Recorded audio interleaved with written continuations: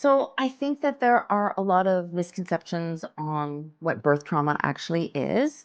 Many people think about birth trauma as just the physical trauma that might actually come from what happens during a birth.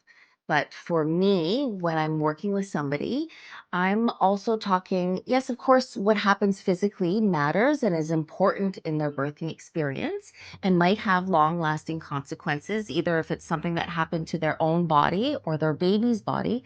But there are oftentimes different emotional or physiological consequences because of what happened in the birth. So, as an example, if a woman experienced pelvic tearing during a vaginal birth, for example, or an unmedicated, what some might call a natural birth, she may have difficulty leaving the house because she's not necessarily prepared for what might happen.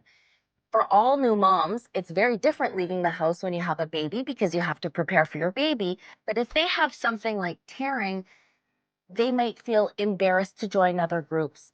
They might not feel comfortable in case they have an accident, or they may feel nervous, even with that same example, if there's some tearing or trauma to the pelvic floor. It's going to affect how they feel about their own body, but it's also going to affect their relationship with their partner as well.